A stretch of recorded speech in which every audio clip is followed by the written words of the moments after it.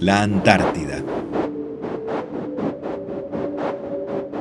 Al nombre se lo dieron los griegos. Ellos dedujeron que nuestro planeta giraba sobre un eje de rotación y llamaron polos a los puntos en los que el eje cortaba la superficie terrestre.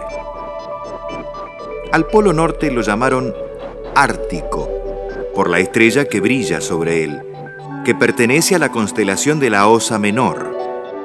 En griego, Arctos quiere decir oso. En contraposición, el polo sur fue el antiártico. De allí el nombre Antártida. A partir de ahora, nos adentraremos en el continente más frío e inhóspito del planeta. En el más árido, pues allí caen muchas menos precipitaciones de agua que en el desierto del Sahara. En el más alto, con un promedio de más de 2.040 metros sobre el nivel del mar.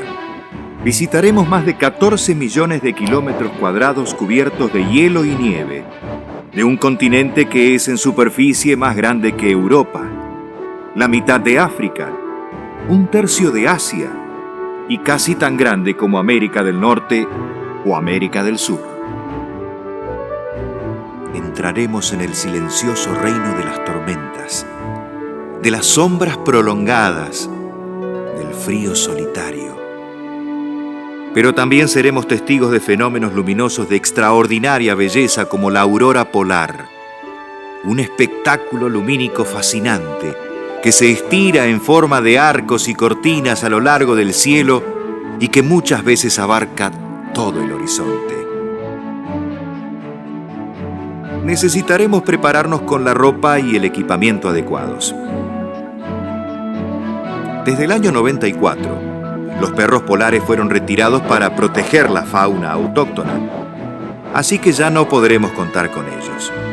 Tendremos que usar entonces esquíes, raquetas, vehículos polares y sobrevolar los cielos antárticos a bordo de helicópteros y pequeños aviones. ¿Están preparados? Aunque pocos lo sepan, la Antártida es el motor del clima del planeta. Un gigantesco termostato que, si es alterado significativamente en su funcionamiento, puede provocar una catástrofe en la vida terrestre.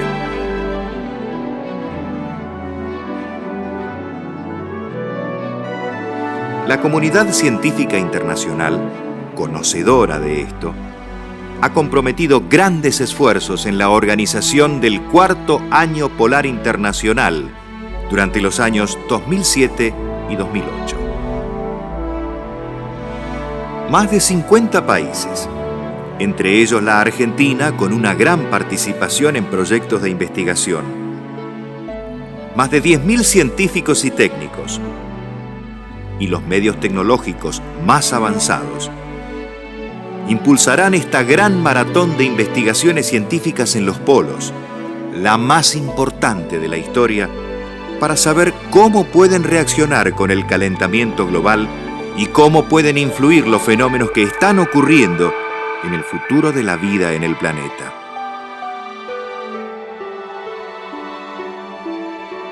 Les proponemos entrar a nuestro país desde su punto más extremo,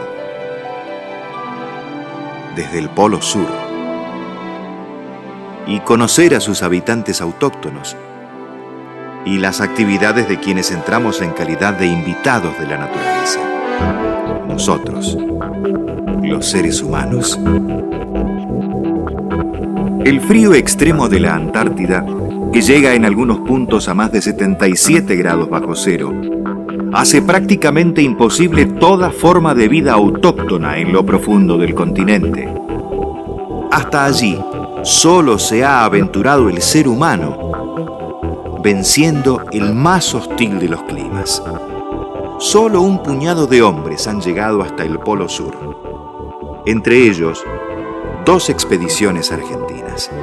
La primera en 1965, comandada por el general Jorge Leal, donde tuvo una destacada participación el capitán Gustavo Giró, vecino ilustre de Ushuaia. Y en el año 2000, la expedición comandada por el coronel Víctor Figueroa. También hay que destacar el primer anevizaje en el Polo Sur desde el continente americano en 1962, en el que participó como tripulante el vecino de Ushuaia, Gabino Elías. Si no están cansados, los invito a conocer las bases argentinas. Belgrano 2, la más cercana al Polo Sur que opera la Argentina, y San Martín están ubicadas dentro del Círculo Polar Antártico. Más al norte, Brown, Matienzo, Melchior, Primavera, Marambio, Decepción, Petrel, Cámara, Esperanza, donde funciona la Escuela Provincial número 38, Yúbani y Orcadas. Sobrevolando la Antártida veremos que otros países también han instalado bases. En el mismo Polo Sur nos encontraremos con la base Amundsen Scott, perteneciente a los Estados Unidos, la que no siempre está en el mismo lugar porque su posición varía con los movimientos de las masas de hielo. Chile tiene las bases Bernardo O'Higgins, Presidente Frei, Profesor Escudero y Arturo Prat, entre otras. Los Estados Unidos, además de la primera que nombramos, tiene la base Palmer. El Reino Unido tiene activas las bases Rodera, Saigny y Halley Bay. Polonia tiene la base Artovsky. Rusia tiene la base Bellinghausen. España tiene dos bases, Juan Carlos I y Gabriel Castilla. Uruguay, Brasil, Perú, Corea, Ucrania y China también tienen bases ahí. Eso nos lleva a una primera pregunta obligada. ¿Qué hacen esos países dentro del territorio que reivindicamos como propio? Para responder la pregunta, tenemos que viajar otra vez, pero en el tiempo. A mediados del siglo XX, la humanidad vivía un fuerte enfrentamiento llamado Guerra Fría. Las grandes potencias buscaban lugares para instalar misiles balísticos, espacios donde realizar ensayos nucleares y emplazamientos estratégicos para ser utilizados en caso de un eventual enfrentamiento bélico. En ese clima político, entre 1957 y 1958, 66 países tomaron parte del Tercer Año Polar Internacional, denominado en aquella oportunidad Año Geofísico Internacional. Fue en ese marco de gran cooperación que los 12 países que habían mostrado interés por la Antártida mediante la instalación de bases, entre ellos la Argentina, encontraron la forma de preservar al continente blanco de contiendas estratégicas, cuidar su frágil equilibrio ecológico y resguardar los intereses de las naciones reclamantes de soberanía. Estos 12 países firmaron un acuerdo, el llamado Tratado Antártico. ¿Qué es el tratado? Es un mecanismo capaz de regular la actividad internacional en un continente con un medio ambiente extremadamente frágil.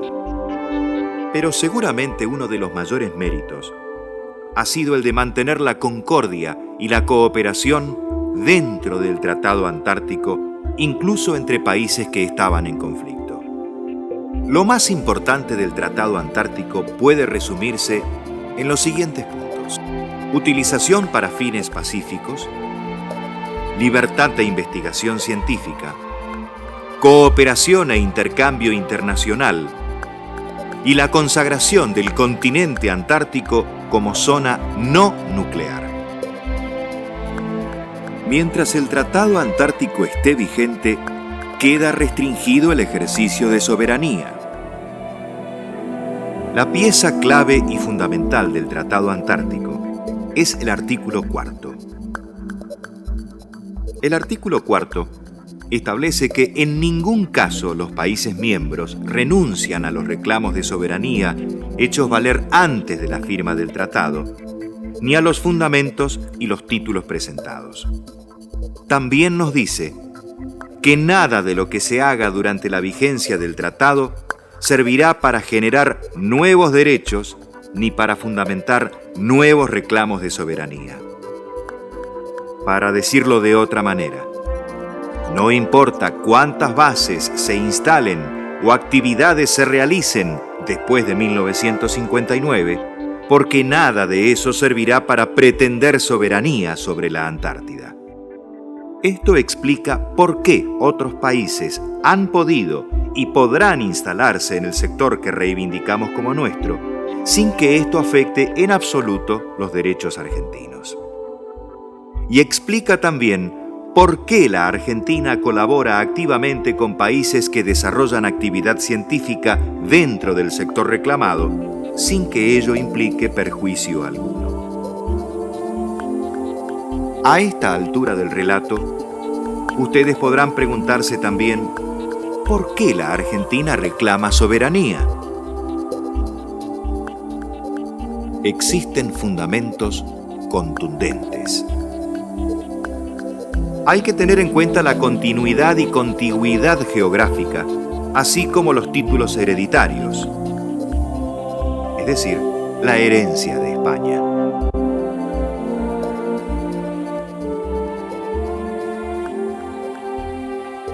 También tienen su importancia los actos jurisdiccionales, como las autorizaciones que otorgó el gobierno de Buenos Aires a loberos y foqueros que se internaban en el sector antártico, o los rescates históricos, como el protagonizado por la corbeta Uruguay, al mando del teniente Julián Irízar, que realizó un heroico rescate de la expedición sueca de Otto Nordenskjöld, en la que participaba el alférez José María Sobral. Pero mucho más importante aún es el despliegue de bases y medios antárticos que desarrolló nuestro país desde principios del siglo XX. La Argentina fue el primer país del mundo en instalar una base científica permanente en la Antártida. La base Orcadas, en las Islas Laurie, en 1904, lo que nos acredita una ocupación permanente e ininterrumpida de más de 100 años. Debieron pasar 40 años para que otras naciones se decidieran a instalar bases permanentes.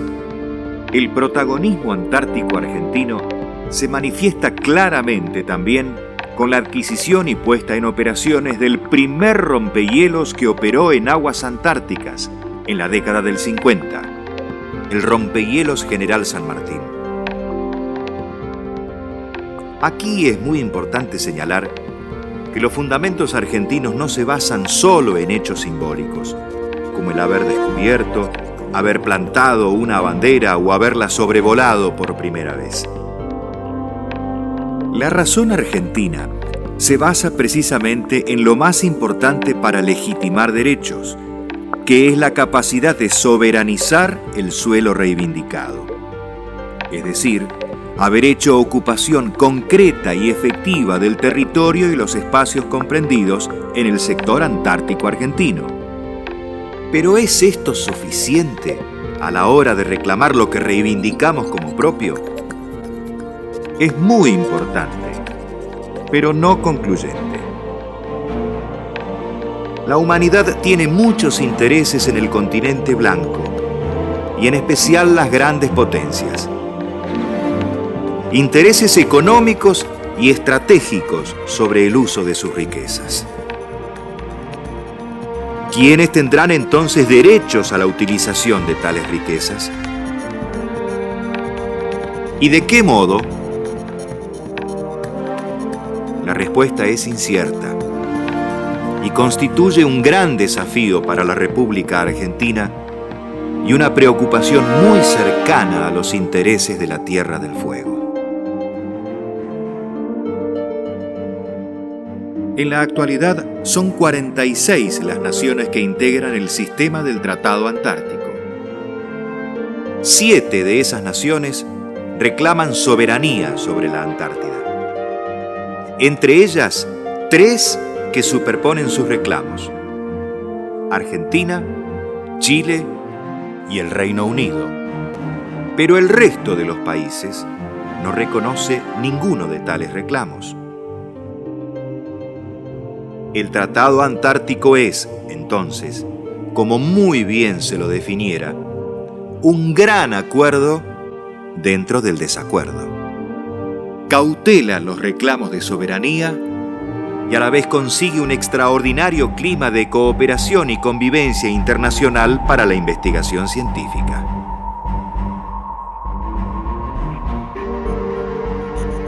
¿Cuáles son las tendencias futuras respecto de la Antártida? Varios países son partidarios de la internacionalización de toda la Antártida, o de preservarla como reserva intangible o parque mundial. Muchas organizaciones no gubernamentales de gran predicamento internacional opinan en el mismo sentido. Pero como hemos visto, los argentinos tenemos genuinos derechos e intereses para hacer valer. Entonces, ¿cómo se resuelve una situación tan compleja? La respuesta no es sencilla. Pero veámoslo de este modo.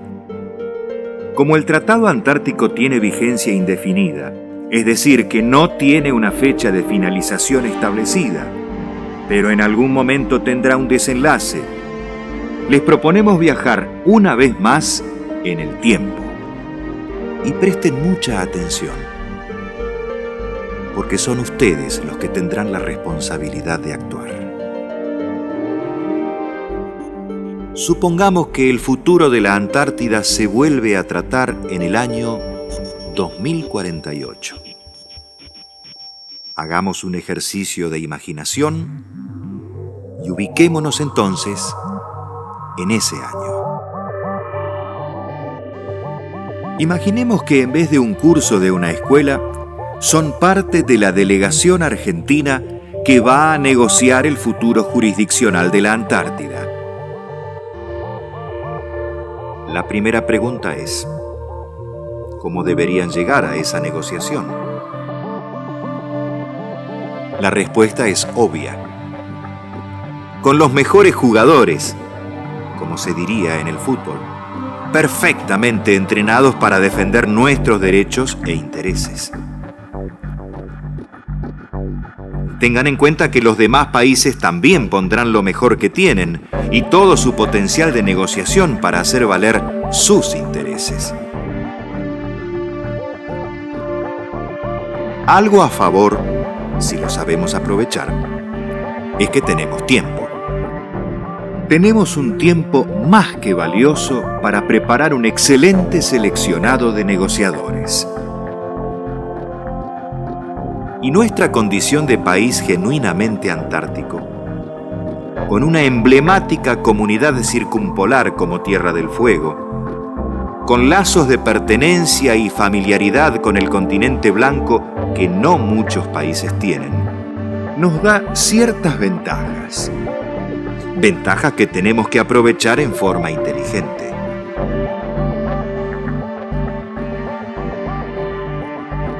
Pero, ¿qué pasa si llegamos a los momentos de negociación sin haber hecho las cosas a conciencia?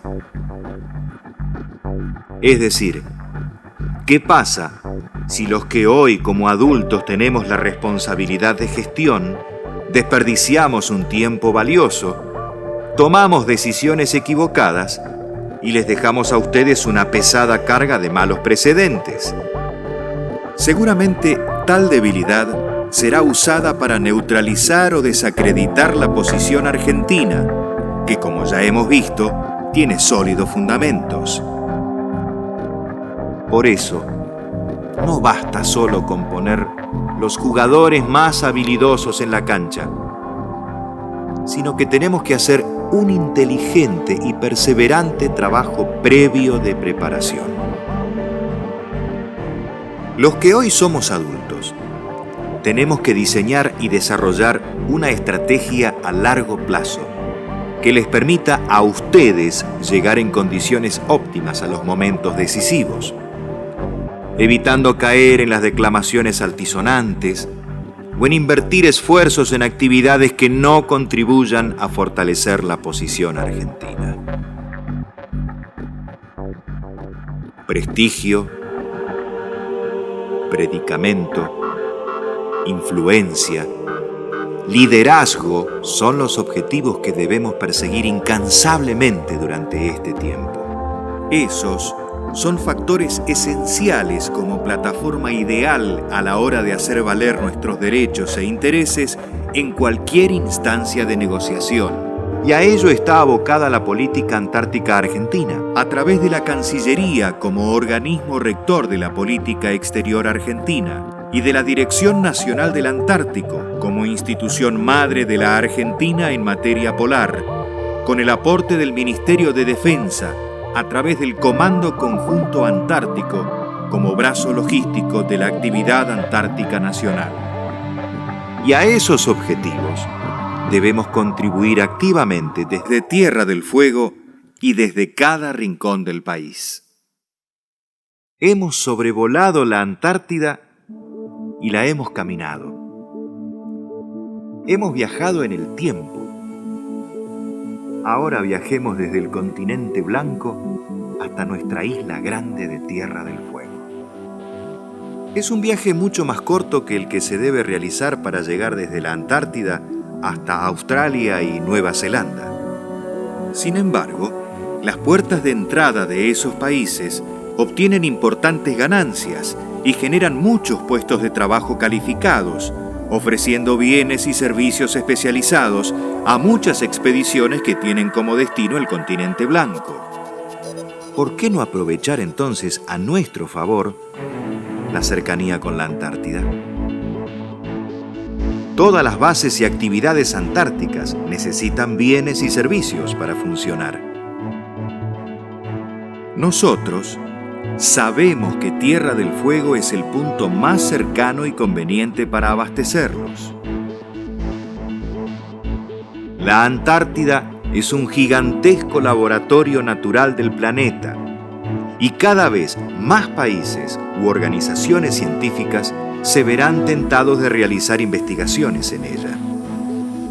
Pero chocan con la complejidad y los elevados costos que implica movilizar todo desde el otro lado del mundo. Nosotros tenemos el privilegio de ser la puerta de acceso más cercana. Por eso es que debemos capitalizar inteligentemente esta extraordinaria ventaja comparativa, produciendo bienes y servicios especializados para la demanda circumpolar y antártica. Debemos poner en valor las extraordinarias características de la península de Ushuaia, uniendo en un solo proyecto al aeropuerto internacional, con un muelle logístico en el sector norte y un área franca internacional para que todos los países que lo requieran tengan en la misma antesala de la Antártida un lugar sumamente eficiente y versátil para llevar, traer y almacenar sus materiales y equipamiento. Con una oferta académica y científica que permita a ciudadanos del mundo elegir a la Argentina para hacer su especialización en el medio antártico y subantártico, con un parque temático polar que se transforme en una excelente herramienta educativa y de entretenimiento para conocer y valorar este continente tan particular. Así las cosas, y hasta que llegue el momento de grandes definiciones, debemos prepararnos y hacer todo lo que esté a nuestro alcance para que Tierra del Fuego se consolide como la conexión óptima entre la Antártida y el mundo. Esperamos haber sido claros con el mensaje y que se sientan un poco más cerca de la realidad de la Antártida, que se involucren con sus desafíos y que sean los protagonistas de su futuro.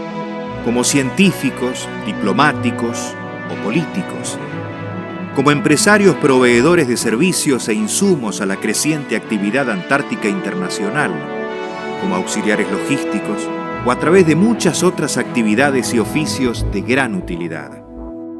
Pero principalmente como ciudadanos, reclamando desde el sector de su preferencia o acompañando aquellas propuestas que aborden con responsabilidad y compromiso esta temática tan significativa para los intereses nacionales y provinciales. Hay muchísimo más por conocer del continente blanco, de su historia y sus particularidades, pero será tema de otros encuentros, porque somos un país genuinamente antártico, porque somos una comunidad circumpolar.